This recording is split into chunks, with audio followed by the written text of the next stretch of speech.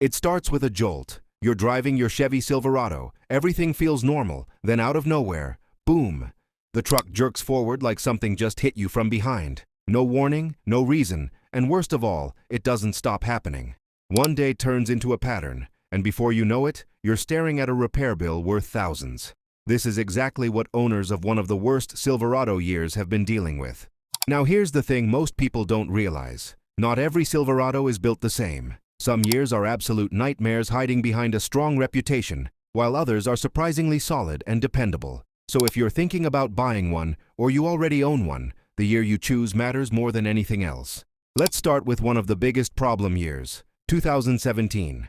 On paper, this should have been a great truck. It was part of a generation that had already been on the road for a few years, so you'd expect most of the issues to be ironed out. But that's not what happened. Instead, 2017 became known for serious transmission problems. Owners across the country started reporting the same things: rough shifting, hard jerks, hesitation, and sudden surges at low speeds. Some trucks would even lunge forward unexpectedly, making everyday driving feel unpredictable and honestly a bit unsafe.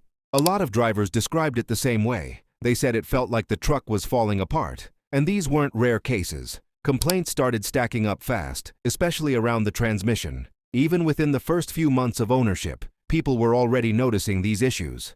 What makes this worse is how expensive it can get. Transmission repairs aren't cheap. For many owners, fixing the problem meant spending thousands of dollars out of pocket.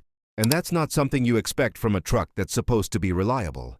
But here's where it gets interesting. As bad as 2017 is, it's not the only Silverado year you need to be careful with. In fact, another model year had even more complaints, but for a completely different reason.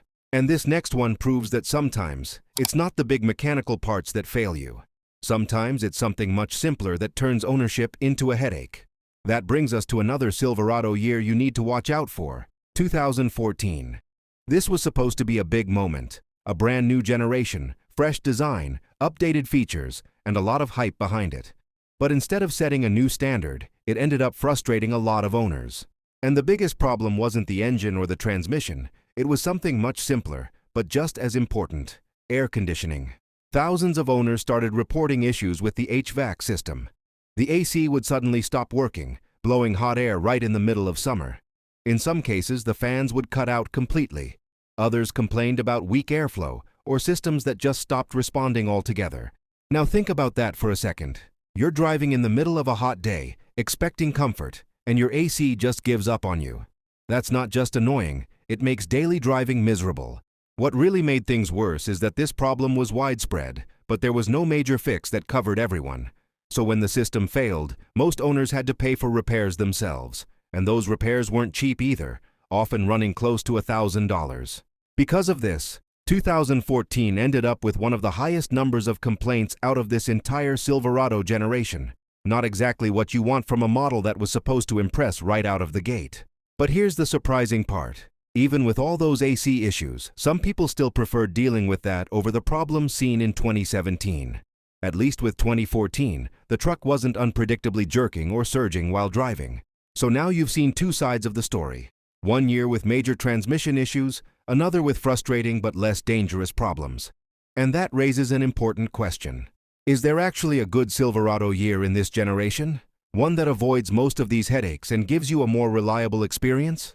The answer is yes. There is one model year that quietly stands out from the rest. It didn't make a lot of noise, but it fixed many of the earlier issues and delivered a much more balanced truck overall. And if you're trying to make a smart buying decision, this is the year you really need to know about. That year is 2018. If you're looking for the most reliable Silverado from this generation, this is the one that stands out. It doesn't get as much attention as the problem years, but that's actually a good thing. By the time 2018 came around, most of the major issues from earlier models had already been addressed. The transmission problems that showed up in 2017 were far less common, and the HVAC complaints from 2014 weren't nearly as widespread either. This is what happens when a vehicle has been in production for a few years. The manufacturer has time to fix what didn't work, refine what does, and smooth out the overall experience. And that's exactly what you see here. Owners of the 2018 Silverado generally report a much more stable and predictable driving experience. Fewer surprises, fewer major complaints, and overall better satisfaction compared to earlier years.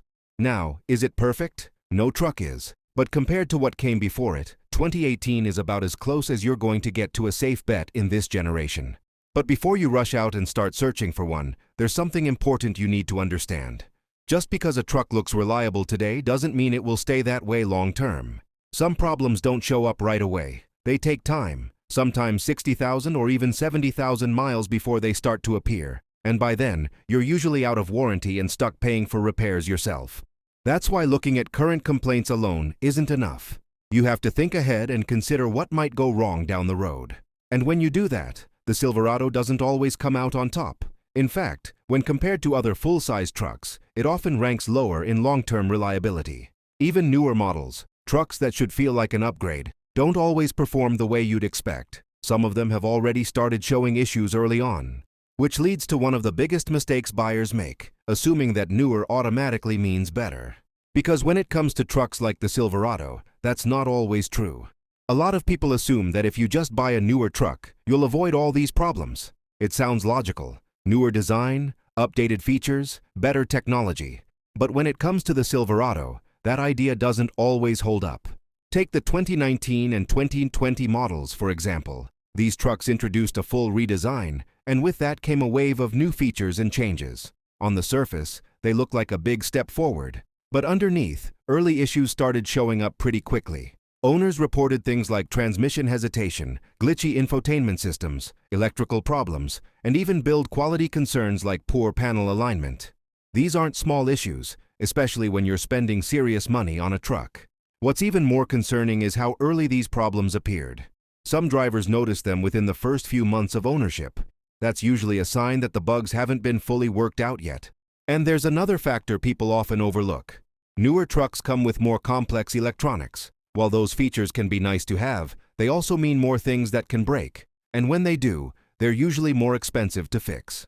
So instead of chasing the newest model you can afford, it's smarter to focus on proven reliability.